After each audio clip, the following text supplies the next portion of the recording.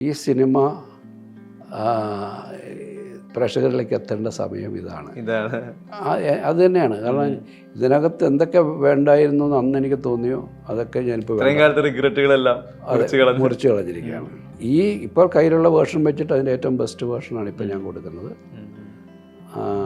അത് ഒരുപക്ഷെ അതായിരിക്കാം നമ്മൾ അന്ന് ചെയ്യേണ്ടിയിരുന്നെന്ന് എനിക്ക് തോന്നുന്നു. ഇതെൻ്റെ കരിയറിലെ ഏറ്റവും ബെസ്റ്റ് ഒരു ക്രിയേറ്റീവ് ബ്രില്യൻസ് ഉള്ള ആകണം. അത് ഡിമാൻഡ് ചെയ്യുന്നു, കഥ അത് ഡിമാൻഡ് ചെയ്യുന്നുണ്ട്. വിദ്യാസാഗറിൻ്റെ മ്യൂസിക്കിൻ്റെ വിദ്യാസാഗർ മൾട്ടിപ്പിൾ ട്രാക്സ് എടുത്തിട്ടുണ്ട് ഇഷ്ടംപോലെ. അതുകൊണ്ടാണ് എനിക്കിപ്പോൾ അത് അതേ ക്വാളിറ്റി വീണ്ടും എൻഹാൻസ് ചെയ്യാൻ പറ്റിയത്.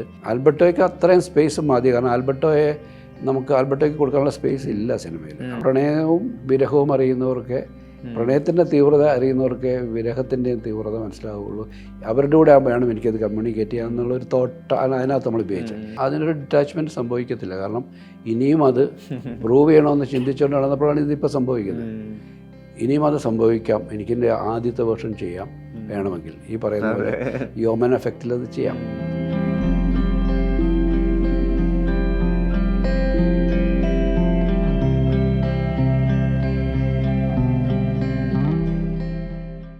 എനിക്ക് തോന്നുന്നു ഈ പറഞ്ഞ ഈ എന്തൊരു മഹാനുഭാവൊരു പാട്ട് അത് ഭയങ്കരമായ രീതിയിൽ ഇതിൻ്റെ ഒരു പോസ്റ്റ് റിലീസിൽ ഭയങ്കര ട്രെൻഡിങ് ആവുന്നുണ്ട്.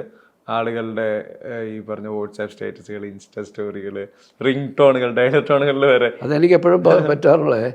കുറേ കാലം ഞാനത് എൻ്റെ റിംഗ് ടോണായി വെച്ചിരുന്നു. അത് കഴിഞ്ഞിട്ട് പിന്നെ ഞാനതങ്ങ് മാറ്റി. കാരണം മാറ്റാൻ കാരണം ഞാൻ ട്രെയിനുകളിലോ അല്ലെങ്കിൽ ഫ്ലൈറ്റിലോ എയർപോർട്ടിലോ എവിടെയാണ്, അല്ലെങ്കിൽ നമ്മൾ പുറമെ ഒരു റെസ്റ്റോറൻറ്റിലിരിക്കുമ്പോൾ പെട്ടെന്ന് ഈ റിംഗ് ടോൺ കേൾക്കുമ്പോൾ ഞാൻ പെട്ടെന്ന് എൻ്റെ ഫോണാന്ന് വെച്ച് നോക്കാൻ തുടങ്ങി. കുറേ കാലം എൻ്റെ ഫോണിൽ ഇതായിരുന്നു. അപ്പോൾ നോക്കുമ്പോൾ അപ്പുറത്ത് ആരോ ഫോൺ എടുത്തു. സിയാദ് ഇപ്പോഴും അത് കൊണ്ട് നടക്കുന്നത്. അതെ, സിയാദക്ക് എനിക്ക് ഞാൻ 2 വർഷം മുന്നേ പുള്ളി ഇൻ്റർവ്യൂ എടുക്കുന്നത് പുള്ളിയെ കാണുന്നത്.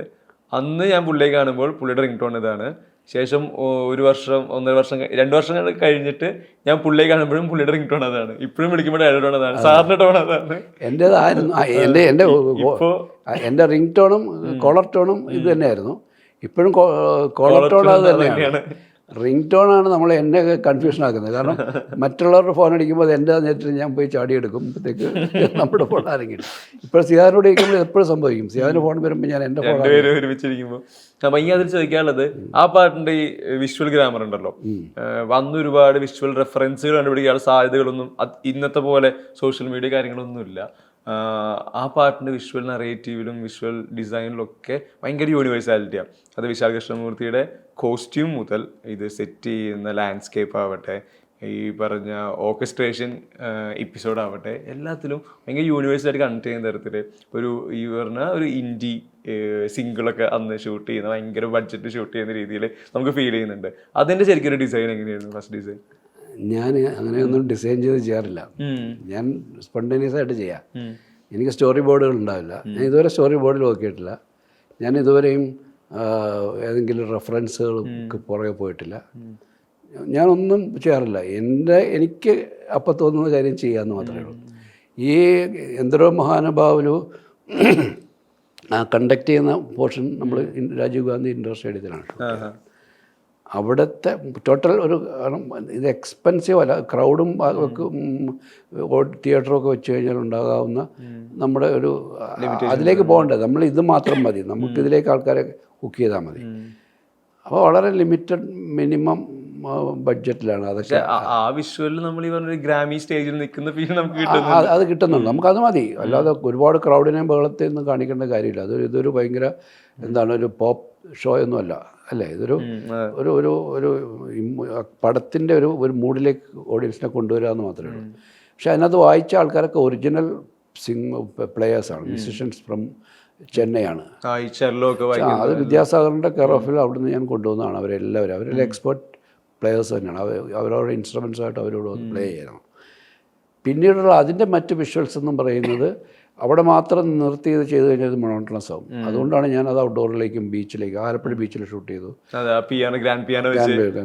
ഊട്ടിയിൽ ഷൂട്ട് ചെയ്തു, ഇവിടെ ഫോർട്ട് കൊച്ചിയിലൊരു ബ്രണ്ടൻ കോട്ടയാടുന്ന ഹോട്ടലിൽ ഷൂട്ട് ചെയ്തു. അങ്ങനെ പല സ്ഥലങ്ങളായിട്ട് ഇങ്ങനെ അവിടെ ഊട്ടിയിലെ സിമിറ്ററി അവിടെ എല്ലാമായിട്ട് അങ്ങനെ ഷൂട്ട് ചെയ്തു. ഇതൊന്നും റെഫറൻസോ കാര്യങ്ങളോ ഒരു സ്റ്റോറി ബോർഡ് ഒന്നും ഇല്ലാതെ ഞാൻ എപ്പോഴും അങ്ങനെ ചെയ്യാറുള്ളൂ. ഞാൻ ചോദിക്കാൻ അപ്പോൾ ഈ മനസ്സിലെപ്പോഴും ഈ പറഞ്ഞ എഡിറ്റഡ് വിഷ്വൽ ത്രൂ ഔട്ട് കൊണ്ട് നടക്കണല്ലോ. ഇതിപ്പോൾ ഏത് സിനിമയാണെങ്കിലും ഇപ്പോൾ ലോഹിയേട്ടനായിട്ടുള്ള നിങ്ങളുടെ കോമ്പിനേഷൻ പോലും നിങ്ങൾ പെട്ടെന്ന് സിനിമകൾ ചെയ്തിരുന്ന ആളുകളാണ്. അതിൽ ഈ പറഞ്ഞ ഇമോഷണൽ ഡ്രോപ്പ് ഇല്ലാതെ നമ്മളവിടെ ഹുക്ക് ചെയ്തിരുത്തിയിട്ടുണ്ട്. ഈ എൻ്റയർ സിനിമ തലയിൽ കൊണ്ട് നടക്കുന്നു, ഇതിന് ചാർട്ട് ചെയ്യുന്നുണ്ട്, കാര്യങ്ങളെല്ലാം നടക്കുന്നുണ്ട്. മൊത്തം പ്രോസസ്സിൽ ഇപ്പം ഇന്നൊരു സീൻ ഷൂട്ട് ചെയ്യുന്നതായിരിക്കാം, ഇതിലെല്ലാം ഈ സിബി മലയാളം എന്ന മേക്കറുടെ തലയിൽ റിപ്പീറ്റഡ്ലി പോയിക്കൊണ്ടിരിക്കുന്നത് ഇതിൻ്റെ ഈ ഫൈനൽ എഡിറ്റഡ് വേർഷൻ തന്നെയാണോ? അങ്ങനെയില്ല, ഞാനിത് മൊത്തം തലയിൽ കൊണ്ടു നടക്കാറില്ല. ഞാൻ അന്നത്തെ കാര്യങ്ങൾ അപ്പോഴത്തെ കാര്യങ്ങൾ, അന്നത്തെ പോലെയല്ല, അപ്പോഴത്തെ കാര്യങ്ങൾ. ഞാൻ ഇന്ന് എടുക്കേണ്ട സീൻ അന്ന് രാവിലെ ഷൂട്ടിനായിട്ട് റൂമിൽ നിന്ന് ഇറങ്ങുമ്പോഴും ഞാൻ മുമ്പ് വായിച്ചൊരു ഓർമ്മയുമായിട്ട് ഇറങ്ങുന്നത്. പിന്നെ ലൊക്കേഷനിൽ ചെന്ന ശേഷമാണ് ആ ആക്ച്വൽ നമ്മൾ ഷൂട്ട് ചെയ്യാൻ പോകണം. നമ്മൾ വായിക്കുമ്പോൾ നമുക്ക് ഇമാജിനറി ആയിട്ടുള്ള ഒരുപാട് സ്ഥലങ്ങളുണ്ടാവാം. ആദ്യം വായിച്ചപ്പോഴൊക്കെ ഈ ലൊക്കേഷനെക്കുറിച്ചൊക്കെ നമ്മൾ ഇമാജിനറി ഒരു ധാരണയേ ഉള്ളൂ. പക്ഷേ ആക്ച്വൽ ലൊക്കേഷനിൽ എത്തിക്കഴിയുമ്പോൾ ഞാൻ വായിക്കുമ്പോഴാണ് എനിക്ക് അത് കൊറിയോഗ്രാഫി രൂപപ്പെട്ട് വരുന്നു. അവിടെ വെച്ച് മാത്രമാണ്, അതിന് മുമ്പില്ല. അല്ലെങ്കിൽ ആദ്യം സ്ക്രിപ്റ്റ് വായിക്കുമ്പോൾ നമ്മൾ ഹുക്ക് ചെയ്യുന്ന ചില മൊമെൻറ്റ്സ് ഉണ്ടാവും. ഒരു ഷോട്ട് ചിലപ്പോൾ നമ്മുടെ ഉള്ളിൽ കുക്ക്ഡായി കിടക്കുമായിരിക്കും, അല്ലെങ്കിൽ ഒരു ഡയലോഗിൽ നിന്ന് നമ്മളെ ഇൻസ്പയർ ചെയ്യുന്ന എന്തെങ്കിലും ഒരു മൊമെൻ്റ് ആയിരിക്കും, അതങ്ങനെ കിടക്കും. അത് എൻ്റെ അബോധ മനസ്സിലുണ്ട്, ഞാൻ പോലും അറിയാതെ കിടപ്പുണ്ടാവും. അവിടെ ചെന്ന് കഴിയുമ്പോൾ എനിക്ക് ആ പോയിന്റ് കിട്ടും. ഞാൻ അവിടുന്ന് ഞാൻ പലപ്പോഴും പറയും, ജിക്സോ പസിൽ കുട്ടികൾ കുട്ടി വെക്കുന്നവരെ വെച്ച് അതുകൊണ്ട് എൻ്റെ കൂടെ വർക്ക് ചെയ്യുന്നവർക്കൊന്നും മനസ്സിലാകത്തില്ല ഞാൻ എന്താണ് ചെയ്യുന്നത്. ഇത് കഴിഞ്ഞ് ഞാൻ എന്ത് ചെയ്യുമെന്നും ആർട്ടിസ്റ്റിനും അറിയത്തില്ല, ടെക്നീഷ്യൻസും അറിയത്തില്ല. അങ്ങനെ ഒരു കൺഫ്യൂഷൻ. ചില സമയത്ത് എനിക്ക് പൂർണ്ണമായ പിക്ചർ കിട്ടിക്കഴിയുമ്പോൾ ഞാൻ ക്യാമറമാൻ അത് പറഞ്ഞു കൊടുക്കും. ഇനി അങ്ങനെ ആയിരിക്കും, ഇനി ഇങ്ങനെ ആയിരിക്കും, ഇനി അവിടെ വരും, ഈ ക്യാമറ അത് ചെയ്യുന്നതെന്ന് വെച്ചാൽ അവരുടെ ലൈറ്റിങ്ങിനെ അവർക്ക് ഹെൽപ്പ് ചെയ്യാൻ വേണ്ടിയിട്ടാണ്. അത് അവരുടെ കീ ലൈറ്റിംഗ് ഒന്നും പൊളിയാതിരിക്കാൻ വേണ്ടിയിട്ടാണ് അവരുടെ. അപ്പോൾ അവർ എൻ്റെ അടുത്ത് വേണം പറഞ്ഞിട്ടുണ്ട്, ഇതുപോലെ ക്ലാരിറ്റിയോടുകൂടി എൻ്റെ അടുത്ത് സീനും ഷോട്ട്സും പറഞ്ഞു തരുന്ന ഒരാളെയും ഞാൻ കണ്ടിട്ടില്ല എന്നുള്ളത്. അത് ദശരഥം ചെയ്യുന്ന സമയത്താണ് ആദ്യമായിട്ട് ഞങ്ങൾ ചെയ്യുന്ന ആ പടം. അപ്പോൾ അങ്ങനെയുള്ളൊരു ഒരു പ്രോസസ്സിലാണ് ഞാൻ ചെയ്യുന്നത്. ഒന്നും മുൻകൂട്ടി പ്ലാൻ ചെയ്ത് ഇങ്ങനെ ഞാൻ ചെയ്തിരിക്കുമെന്ന് തീരുമാനിക്കാറില്ല. It comes. അത് ഈ പറയുന്ന പോലെ സംബടി എന്ന് പറയുന്ന ആ ഒരു എലമെൻ്റ് എന്നിൽ വർക്ക് ചെയ്യുന്നുണ്ടോ എന്ന് എനിക്കറിയത്തില്ല. ഇങ്ങനെ ഷൂട്ട് ചെയ്തോളൂ നേരെ പറഞ്ഞു തരുന്ന പോലെ അങ്ങ് ചെയ്യാം. ഈ കോറിയോഗ്രഫി പറഞ്ഞപ്പോഴേ എനിക്കതിൽ ഭയങ്കര രസമായി തോന്നിയിട്ടുള്ള കാര്യമാണ്. ഇപ്പോൾ സീൻ ബ്ലോക്കിംഗ് എല്ലാം ചെയ്യുമെങ്കിലും ഇതിൽ ഈ പ്ലേയുടെ പോർഷനിൽ ഇവർ ശരത്തും ഈ പറഞ്ഞ പുള്ളിക്കാരിയും പെർഫോം ചെയ്യുന്നു. അവിടെ മോഹൻലാലിൻ്റെ എൻട്രി ഉണ്ട്, എനാക്ട് ചെയ്ത് കാണിക്കുന്നത്. അത്ര നേരം നമ്മൾ കണ്ട ബ്ലോക്കിങ്ങിൽ നിന്നെല്ലാം പെട്ടെന്ന് മാറി ഇത് ശരിക്കും പ്ലേയുടെ ഒരു സ്റ്റേജ് മാനേജ്മെൻറ്റിലോട്ട് മാറുന്നുണ്ട്.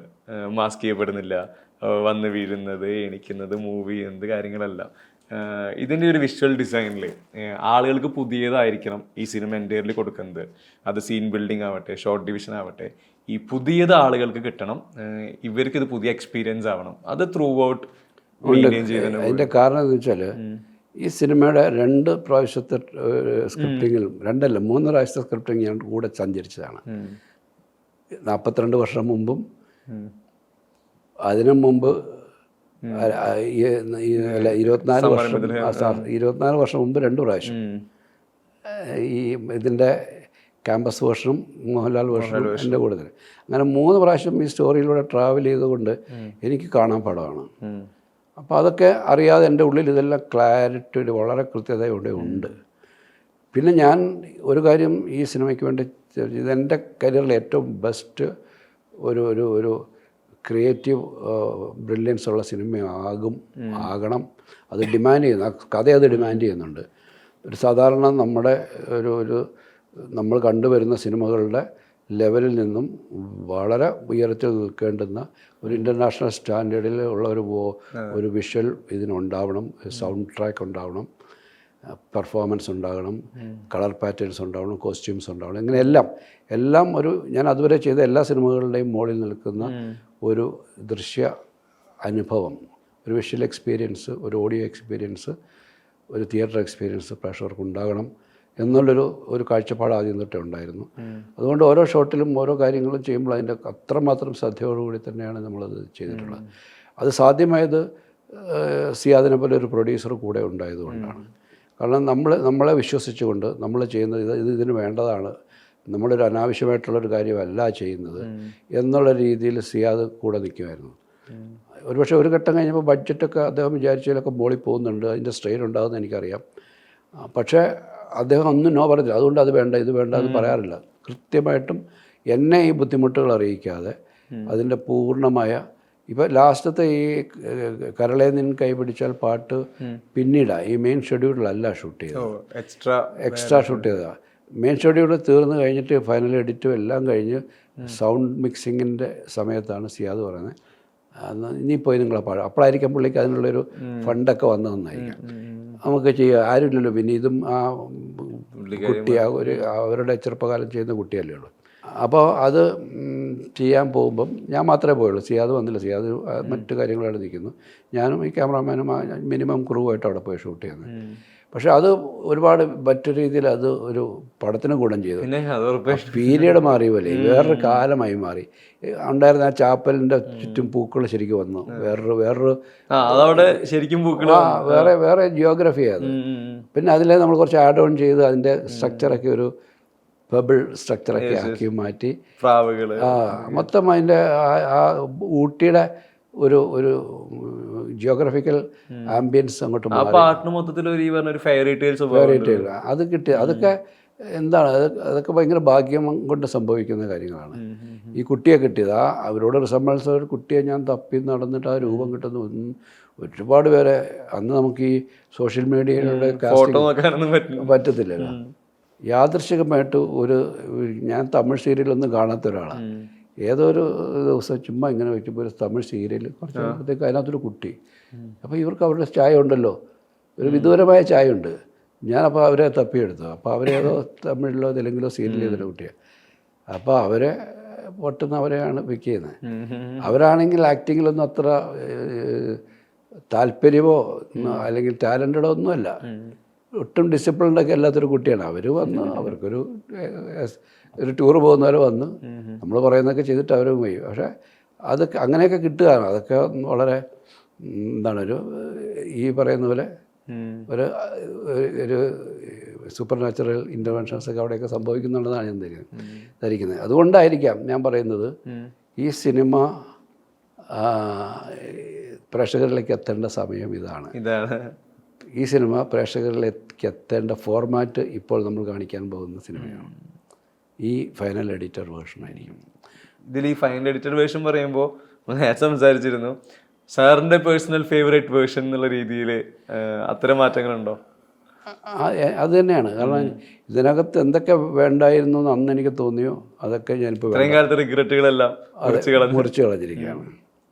ഈ ഇപ്പോൾ കയ്യിലുള്ള വേർഷൻ വെച്ചിട്ട് അതിൻ്റെ ഏറ്റവും ബെസ്റ്റ് വേർഷനാണ് ഇപ്പോൾ ഞാൻ കൊടുക്കുന്നത്. അത് ഒരുപക്ഷെ അതായിരിക്കാം നമ്മൾ അന്ന് ചെയ്യേണ്ടിയിരുന്നെന്ന് എനിക്ക് തോന്നുന്നു. അന്നത്തെ നമ്മളുടെ മറ്റ് എക്സ്റ്റേണൽ പ്രഷേഴ്സിനെ നമ്മൾ ഓവർകം ചെയ്യാൻ പറ്റിയിരുന്നെങ്കിൽ ഒരുപക്ഷെ ഈ വേർഷൻ അന്ന് എനിക്ക് കൊടുക്കാൻ പറ്റുമായിരുന്നു. ഈ ക്രിയേറ്റീവ് ബ്രില്യൻസ് പറഞ്ഞപ്പോഴേ സിനിമയിൽ ഭയങ്കര സ്പെസിഫിക് ആയിട്ടുള്ള പോയിന്റുകളിൽ ഈ പ്രാവ് ചിറകടിക്കുന്ന സൗണ്ട് പലപ്പോഴും പ്രാവിനെ വിഷ്വലിൽ കാണിക്കുന്നത് പോലുമില്ല.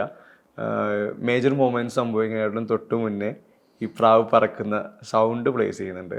അതുപോലെ ഈ മോഹൻലാലിൻ്റെ കോളേജിലോട്ടുള്ള വരവ്, അവിടുത്തെ സൗണ്ടിങ് ഭയങ്കര രസമാണ്.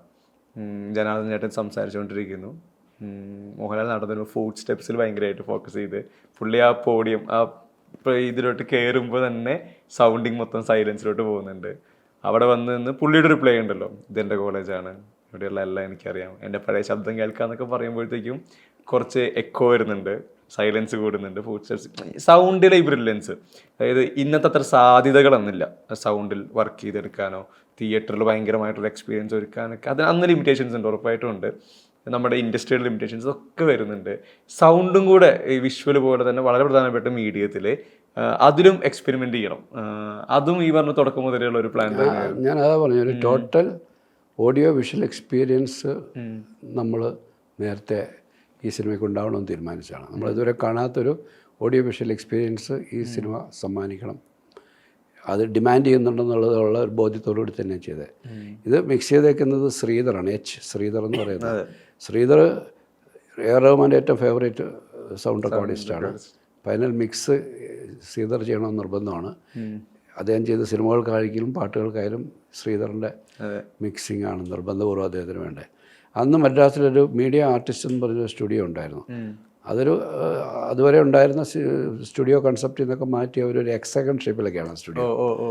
അപ്പം ഞാൻ ഈ മിക്സിങ്ങിൻ്റെ അവർ ഫൈനൽ മിക്സിങ് സമയത്ത് ഞാൻ കൂടിയിരിക്കും. അവർ ട്രാക്സൊക്കെ അതിനു മുമ്പ് ചെയ്യുകയും ബാലൻസ് ചെയ്യുകയൊക്കെ ചെയ്യുന്ന ഘട്ടത്തിലല്ല, ഫൈനൽ ട്രാക്ക് മിക്സിങ്ങിലേക്ക് വരുമ്പോൾ ഞാനും കൂടിയിരിക്കും. എപ്പോഴും അങ്ങനെ ചെയ്യാറുള്ളൂ. ഫൈനൽ മിക്സിങ്ങിനെ നമ്മൾ ഇരിക്കാറുള്ളൂ. മറ്റത് അസിസ്റ്റൻ്റ് ഡയറക്ടേഴ്സൊക്കെ ആയിരിക്കും ഈ ട്രാക്സൊക്കെ എടുക്കാനുള്ള ആ ടെക്നീഷ്യൻസോടൊക്കെ. ഈ ഫൈനൽ മിക്സിങ്ങിന് ഇരിക്കുമ്പോൾ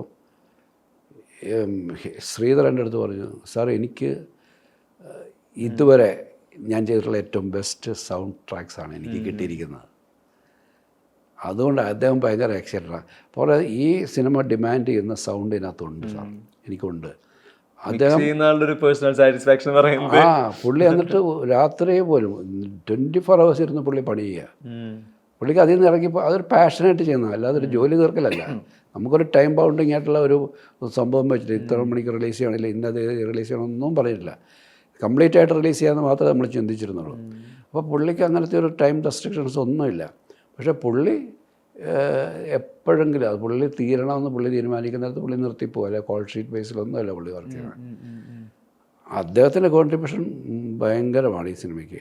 ഈ സിനിമയുടെ വിഷ്വൽ ക്വാളിറ്റി അത്രമാത്രം ഗംഭീരമാക്കിയത് അദ്ദേഹം ഒരാൾ മാത്രമാണ്. ഇപ്പോഴും വിദ്യാസാഗറിൻ്റെ മൾട്ടിപ്പിൾ ട്രാക്സ് എടുത്തിട്ടുണ്ട് ഇഷ്ടംപോലെ. അതുകൊണ്ടാണ് എനിക്കിപ്പോൾ അത് അതേ ക്വാളിറ്റി വീണ്ടും എൻഹാൻസ് ചെയ്യാൻ പറ്റിയത്. ഈ 4K അറ്റ്മോസ് എന്ന് പറയുന്ന ഒരു സംവിധാനത്തിലേക്ക് ഇതിനെ അപ്ലിഫ്റ്റ് ചെയ്യാനായിട്ട്, എൻഹാൻസ് ചെയ്യാനായിട്ട് പറ്റിയത് അന്ന് ചെയ്തു വെച്ച ആ വർക്കുകളുടെ ഒരു ക്വാളിറ്റി കൊണ്ട് തന്നെയാണ്. ഈ ദേവദൂതം കണ്ടുകൊണ്ടിരിക്കുമ്പോഴേ എപ്പോഴും കുറച്ചും കൂടെ വേണം, അല്ലെങ്കിൽ എപ്പോഴും മിസ്സിങ് ആയിട്ട് തോന്നാറുള്ളത് ഈ ആൽബർട്ടോ എപ്പിസോഡാണ്. ആൽബർട്ടോയ്ക്ക് കുറച്ചും കൂടെ ക്ലാരിറ്റി ഉണ്ടായിരുന്നെങ്കിലോ, അല്ലെങ്കിൽ ആൽബർട്ടോൻ്റെ ഒരു ബാക്ക് സ്റ്റോറി ഇനി ഉണ്ടായിരുന്നെങ്കിലോ. കാരണം ആൽബർട്ടോ ശരിക്കും നമ്മൾ ഈ എന്താ പറയുക, ഒരു ഇംഗ്ലീഷ് നോവലിലൊക്കെ വായിക്കുന്ന പോലെ ഇയാൾ ഒരു സമയത്ത് വരുന്നു, ഇയാൾ നമ്മളെ കുറച്ച് ദൂരം കൊണ്ടുപോകുന്നു, അയാൾക്കൊരു ക്ലോഷർ അവിടെ കൊടുക്കുന്നു. ഈ ആൽബർട്ടോനെ ശരിക്ക് ഫസ്റ്റ് ഈ പറഞ്ഞ കുട്ടിയുടെ ഡ്രാഫ്റ്റ് മുതലേ ആൽബർട്ടോ കൂടെ ഉണ്ടോ, അത് ആൽബർട്ടോയ്ക്ക് ഇനിയും ഒരുപാട് ബാക്ക് സ്റ്റോറീസ് ലെങ്തി ആയിരുന്നോ? ഇല്ല, ആൽബർട്ടോ ഇങ്ങനെ തന്നെയായിരുന്നു. ആൽബർട്ടോയ്ക്ക് ഇത്രയും ഡീറ്റെയിലിംഗ് അന്നില്ലായിരുന്നു. ഇയാളുടെ ഒരു ഹെഞ്ച്മാൻ എന്നുള്ളത് തന്നെയാണ് ഇയാളെ ഈ സ്ത്രീയെ ഇപ്പോഴും ഇഗ്നേഷ്യസിൻ്റെ ഈ സ്ത്രീയെ ഇപ്പോഴും അന്നത്തെ കഥയിലെ കുട്ടിയുടെ ഉള്ള സ്കൂൾ ചാപ്പലിലേക്ക് കൊണ്ടുവരുന്ന ഇയാൾ തന്നെയായിരുന്നു.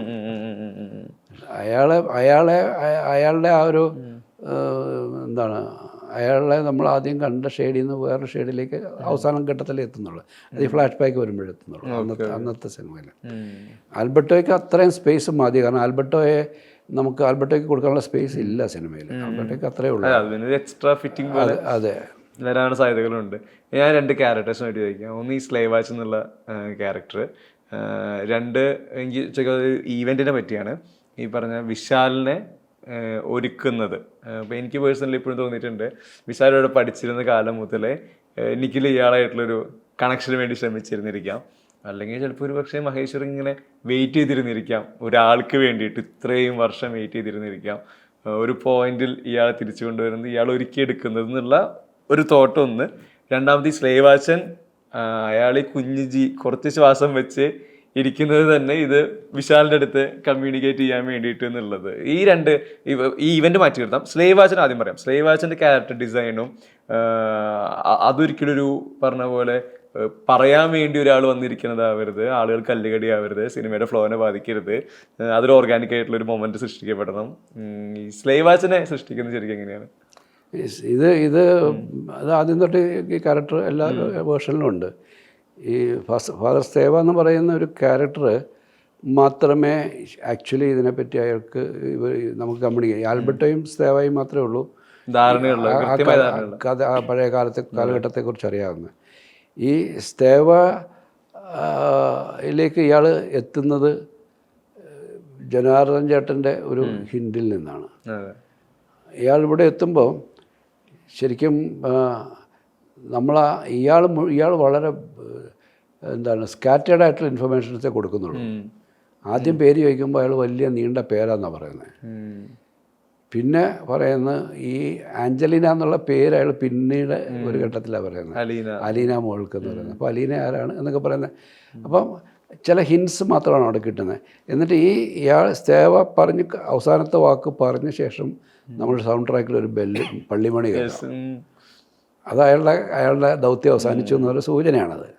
ഇത്രയും കാലം വെയിറ്റ് ചെയ്തിരുന്ന ആ മണിയടി എന്ന് പറഞ്ഞാൽ അയാളുടെ അവസാനത്തെ ദൗത്യം തീരുന്ന മണിയാണ്, മരണമണിയും അവിടെയും മുഴങ്ങി കഴിഞ്ഞു.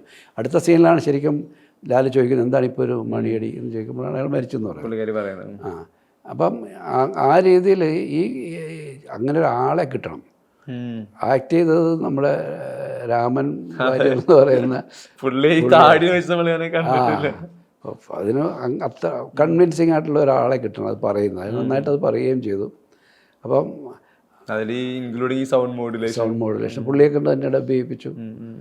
ഓക്കെ, അതെല്ലാ കാര്യങ്ങളും അങ്ങനെ ഒത്തുവരിക എന്നുള്ള ഒരു രീതിയുണ്ട്.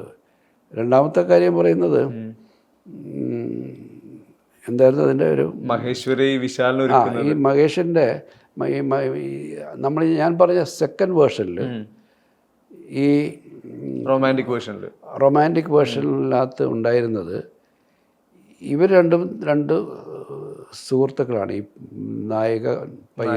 നായികയും അവരൊരുമിച്ച് ഈ ഡാൻസ് ഡ്രാമ ചെയ്യുകയാണ്. കോളേജിൻ്റെ ഒരു കോമ്പറ്റീഷന് വേണ്ടിയിട്ട് അവർ റിയലായിട്ട് ഏതോ ഒരു പ്ലേ ചെയ്തുകൊണ്ടിരിക്കുകയാണ്.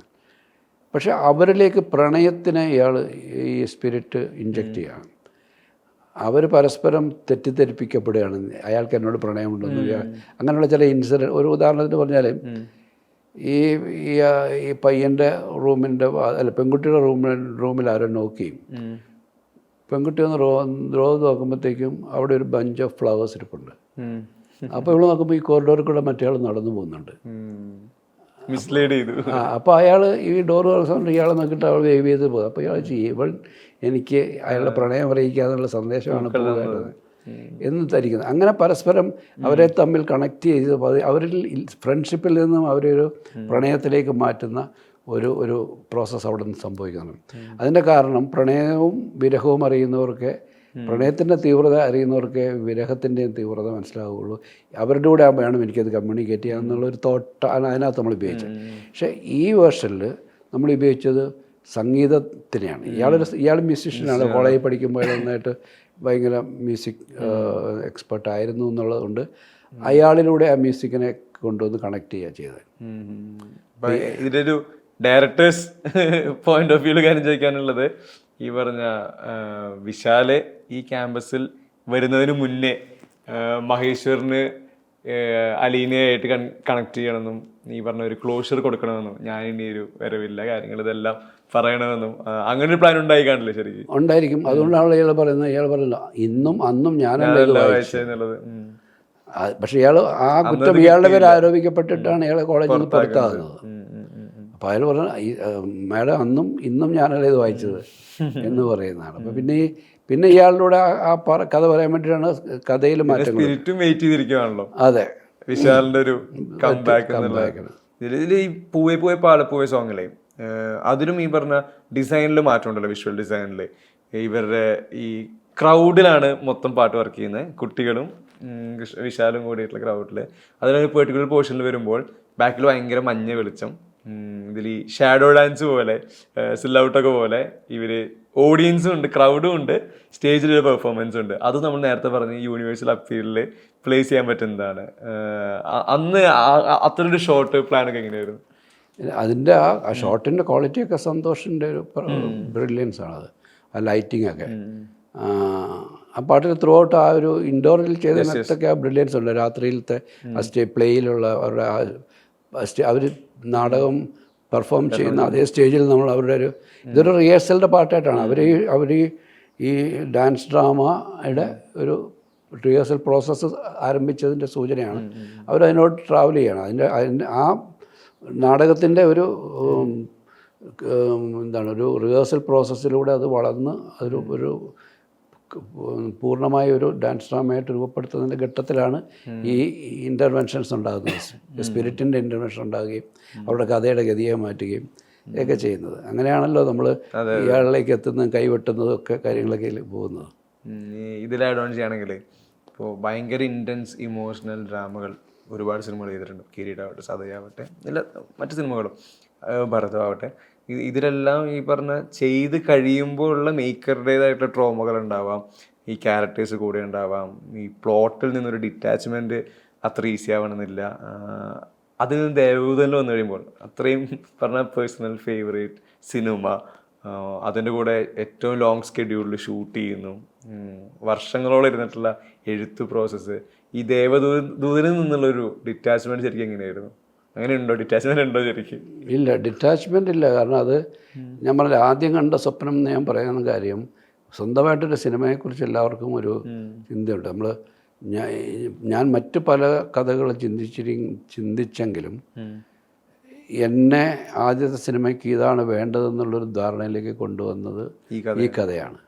അപ്പോൾ ആ കഥയുടെ കൂടെ ഉള്ള സഞ്ചാരമാണ് അത്. ഞാൻ പറയില്ല, അതിനൊരു ഡിറ്റാച്ച്മെൻറ്റ് സംഭവിക്കത്തില്ല. കാരണം ഇനിയും അത് പ്രൂവ് ചെയ്യണമെന്ന് ചിന്തിച്ചുകൊണ്ട് നടന്നപ്പോഴാണ് ഇതിപ്പോൾ സംഭവിക്കുന്നത്. ഇനിയും അത് സംഭവിക്കാം, എനിക്കെൻ്റെ ആദ്യത്തെ വേർഷൻ ചെയ്യാം വേണമെങ്കിൽ, ഈ പറയുന്ന പോലെ ഈ ഓമൻ എഫക്റ്റിൽ അത് ചെയ്യാം. പക്ഷെ അതൊരു പേടിപ്പെടുത്തുന്ന സിനിമയാണെങ്കിലും അതൊരു ആസ്വദിക്കപ്പെടുന്ന സിനിമയുമായിട്ട് മാറും. ഹാങ് ഓവർ ഉണ്ടായിരുന്നു ശരിക്കും ദേവദൂതൻ ഷൂട്ട് എല്ലാം കഴിഞ്ഞ്? ഉണ്ടാവും, തീർച്ചയായിട്ടും ഉണ്ടാവും. മറ്റു പല സിനിമകൾക്കും ഉണ്ടാകാറില്ല. പക്ഷേ ഇത് ഇങ്ങനെ വളരെ പേഴ്സണൽ ഫേവറേറ്റ് എന്ന നിലയിൽ അത് നമ്മുടെ കൂടെ ഉള്ള ഒരു സാധനമാണല്ലോ. ഈ ഓമൻ എഫക്റ്റ് പറഞ്ഞപ്പോഴേ, ഈ ഹൊററിനെ ശരിക്കും സിനിമ എൻ്റെ റീഡിഫൈൻ ചെയ്യാണല്ലോ. ചോര പിടിക്കുന്നില്ല, പേടിപ്പിക്കുന്നില്ല. ഇതിൽ നമ്മുടെ ഭയം എന്ന് പറയുന്നത് ഈ സ്പിരിറ്റ് ഒറ്റയ്ക്കായി പോകും, സ്പിരിറ്റിന് ഇത് കമ്മ്യൂണിക്കേറ്റ് ചെയ്യാൻ പറ്റില്ല എന്നുള്ളതാണ് നമ്മുടെ ഭയം എന്ന് പറയുന്നത്. ഈ സിനിമയുടെ ആദ്യത്തെ ഒരു പ്ലാൻ മുതലൊക്കെ ഈ മിസ്റ്ററി ഒക്കെ ഉണ്ടെങ്കിലും ഹൊറർ എന്നൊരു ജോൺറ ഇവിടെ വീണ്ടും ഓഡിയൻസ് കണ്ട് ശീലിച്ച രീതിയിലല്ലോ പ്ലേസ് ചെയ്യുന്നത്.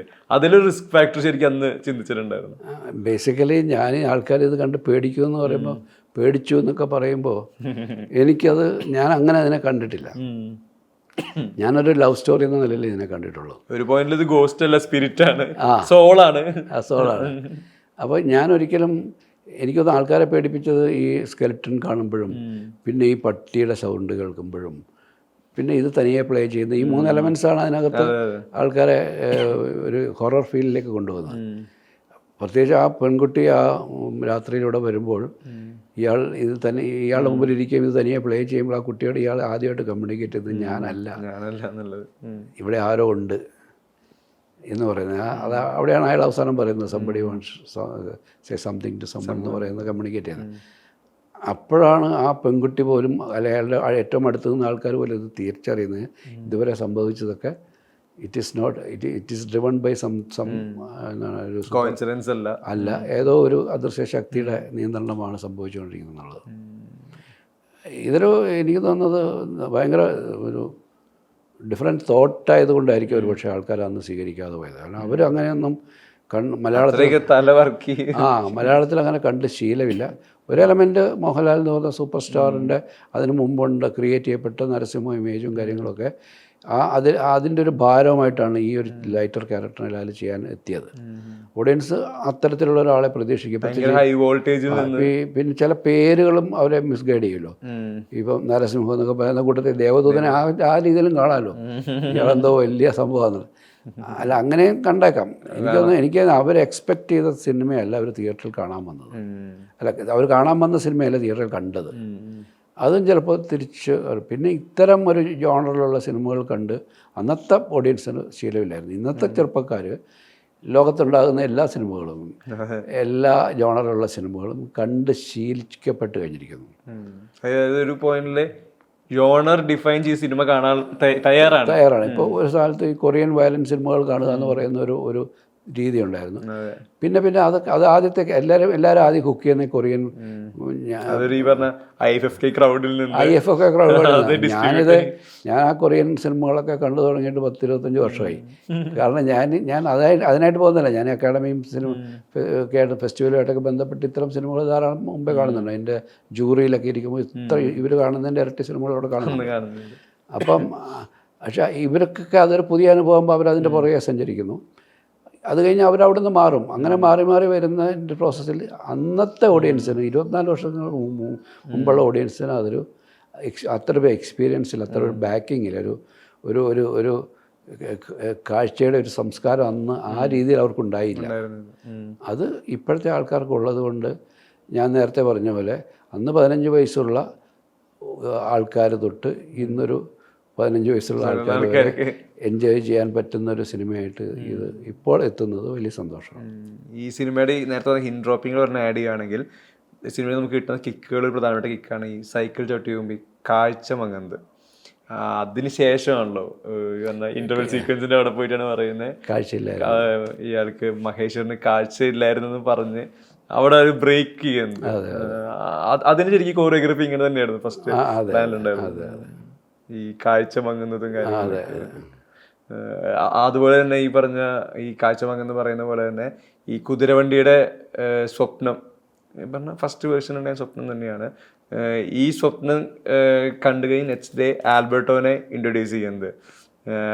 അതിൻ്റെ കിക്ക് നമുക്ക് വരുന്നത് മോഹൻലാൽ ആൽബർട്ടോനോട് പറയുമ്പോഴാണ്, മാഡം നിങ്ങളുടെ പേര് പറഞ്ഞപ്പോഴേ ഞാൻ ശ്രദ്ധിച്ചിരുന്നു ആൽബർട്ടോ എന്നാണെന്നുള്ളത്. ഈ ചോദിക്കാനുള്ളത് ഈ എഴുത്തിൽ ഒരു കൈൻഡ് ഓഫ് ഗിമ്മിക്കാണിത്, ഒരു കൈൻഡ് ഓഫ് ആർട്ടുമാണിത്. ഇതിൻ്റെ ബാലൻസിങ്, അതായത് മുഴച്ച് നിൽക്കാൻ പാടില്ല, ഓർഗാനിക് എഴുത്തിലും ഓർഗാനിക് വ്യൂവിങ്ങിലും ഇത് ശരിക്കും നമ്മുടെ വിഷ്വൽ അല്ലെങ്കിൽ വ്യൂവിങ്ങിനെ സപ്പോർട്ട് ചെയ്യും വേണം. അതിൽ ശരിക്കും ഒരു ചലഞ്ച് ഉണ്ടായിരുന്നോ ഇതിനെ സമാസമം ഒരുക്കുന്നതിൽ എഴുത്തിൽ? ഇതിൽ കുറച്ചുകൂടെ എനിക്ക് എളുപ്പമായതുകൊണ്ട് ഇപ്പം മറ്റ് റൈറ്റേഴ്സിൻ്റെ കൂടെ ഞാൻ ഇത്രയും ഡീറ്റെയിൽഡായിട്ട് ഇരുന്നിട്ടില്ല. ഇപ്പം ലോഹി എഴുതുമ്പോഴും കിരീടം എഴുതുമ്പോൾ ലോഹി അതിൻ്റെ ഒരു ആദ്യ രൂപം പറഞ്ഞ ശേഷം ലോഹി എഴുത്തിന് വിടുകയാണ്. ലോഹി എഴുതി കഴിഞ്ഞിട്ടാണ് ഞാൻ പിന്നെ അതിനകത്ത് ഇൻവോൾവ് ആകുന്നത്. ഇതങ്ങനെയല്ല, ജഗു ഓരോ സീൻ എഴുതി കഴിയുമ്പോഴും ഞാനത് വായിക്കുന്നുണ്ട്. അപ്പോൾ ഞാൻ അതിൻ്റെ കൂടെ സഞ്ചരിക്കുക. അപ്പോൾ എനിക്ക് അവിടെയുള്ള കാര്യങ്ങൾ ഞാൻ ഡിസ്കസ് ചെയ്യാറുണ്ട്. ഈ 2000-ലെ റൈറ്റിങ്ങിലേക്ക് എത്തുമ്പോൾ ആദ്യത്തെ റൈറ്റിങ്ങിൽ രഘു പേനയിൽ എഴുതി തീർപ്പൂർ, അന്ന് ഒരേ മുറിയിൽ ഇരിക്കുക ഞാൻ രാവിലെ തൊട്ട് വൈകുന്നേരം വരെ അവിടെ ഇരിക്കും. രഘു എഴുതി തരുന്ന കഴിയുമ്പോൾ എനിക്ക് തരും, അല്ലെങ്കിൽ ചില കാര്യങ്ങളൊക്കെ അപ്പോൾ ഡിസ്കസ് ചെയ്ത് പോകും. 2000-ൽ എത്തിയപ്പോൾ രഘു കമ്പ്യൂട്ടറിലാണ് ഇത് ചെയ്യുന്നത്, ടൈപ്പിങ്ങാണ്. അപ്പോൾ എനിക്ക് തരും, എനിക്ക് തന്ന ഉടനെ ഞാനത് വായിച്ചിട്ട് അത് ഇങ്ങോട്ട് മാറ്റി ഞാൻ കട്ട് ആൻഡ് പേസ്റ്റിൻ്റെ ആവശ്യമുള്ളൂ. വെട്ടലില്ല. അപ്പോൾ എനിക്കും എളുപ്പം രഘുവിനും എളുപ്പം ഒരു കറക്ഷൻ വരുത്താനും ഒക്കെ. അപ്പോൾ നമ്മളങ്ങനെ കൂടെ സഞ്ചരിക്കുന്നതുകൊണ്ട് അതിൻ്റെ എല്ലാ ഡീറ്റെയിൽസും എനിക്ക് കൃത്യമായിട്ട് അറിയാം. പിന്നെ കുറച്ചും കൂടെ ഞാൻ അധികം സഞ്ചരിക്കാത്തത് ഫൈനൽ വേർഷനിലാണ്. കാരണം അപ്പോഴത്തേക്ക് ഷൂട്ടിൻ്റെ ടൈമായി. ഈ പുതിയ മാറ്റങ്ങളുടെ കൂടെ അത്ര കൂടെ സഞ്ചരിക്കാൻ കഴിഞ്ഞില്ല, സമയമുണ്ടായില്ല. അപ്പോഴത്തേക്ക് ഷൂട്ട് ലൊക്കേഷൻ അങ്ങനത്തെ തിരക്കുകളിലേക്ക് പോയി. പക്ഷേ ഇതൊരു എന്താണ്, എന്നെ സംബന്ധിച്ചോളം ഞാൻ വളരെ ആസ്വദിച്ച് ചെയ്ത ഒരു സിനിമ കൂടിയാണ്. എല്ലാ സിനിമകളും അങ്ങനെ തന്നെയാണ് ചെയ്യുന്നത്. പക്ഷേ ഇതിന് കുറേ കൂടെ ഉണ്ട്, വളരെ പേഴ്സണലായിട്ടുള്ളൊരു ഒരു എന്താണ് അതുമായിട്ടുള്ളൊരു അടുപ്പമുണ്ടല്ലോ. അത് എന്നെ പിന്നെ ഇങ്ങനെ ഒരു പ്രൊഡ്യൂസറെ കിട്ടണം. അല്ലാതെ ഓരോ ദിവസവും ഇതിൻ്റെ കണക്ക് ചോദിക്കുന്ന പ്രൊഡ്യൂസറായാലും എന്തിനാണ് ഇത്, അങ്ങനെ ഒരു ചോദ്യം ഉണ്ടാകുന്നില്ല. നമ്മൾ ചെയ്യുന്നത് ആവശ്യപ്പെടുന്നത് ഇതിൻ്റെ സിനിമയ്ക്ക് വേണ്ടിയിട്ടാണെന്നുള്ള തിരിച്ചറിവിൽ നിൽക്കുന്ന ഒരാൾക്കേ ഒരു നല്ല സിനിമ നിർമ്മിക്കാൻ പറ്റുള്ളൂ. അപ്പം എന്തായാലും എല്ലാവിധ ആശംസകളും. ആദ്യമായിട്ട് നമ്മൾ ദേവദൂതൻ മാത്രം. എനിക്ക് ഒരു കാര്യം പറയാനുള്ളത്, നിങ്ങൾ ഈ പുതിയ വേർഷൻ ഇത്രയും ഈ സിനിമയെക്കുറിച്ച് ആഴത്തിൽ കണ്ടിട്ടാണ് എൻ്റെ അടുത്ത് ചോദ്യങ്ങൾ ചോദിക്കുന്നത്. എൻ്റെ ഡീറ്റെയിൽസ്, ചെറിയ ഡയലോഗുകൾ, ചെറിയ ബാക്ക്ഗ്രൗണ്ട് സ്കോറൊക്കെ. അപ്പോൾ അത്രമാത്രം ശ്രദ്ധയോടെ ഈ സിനിമ ഫോളോ ചെയ്ത ഒരാളാണ്. അങ്ങനെ ഒരാൾക്ക് ഈ പുതിയ വേർഷൻ ഭയങ്കര എക്സ്പീരിയൻസ് ആയിരിക്കും. അത് കാരണം മറ്റെല്ലാ കളകളും മാറ്റി ഏറ്റവും പെർഫെക്റ്റ് ആയിട്ടുള്ളൊരു വേർഷനാണ്. ഇതാണ് ശരിക്കും പറഞ്ഞ വേർഷൻ, അതിൻ്റെ ഏറ്റവും ബെറ്റർ വേർഷൻ.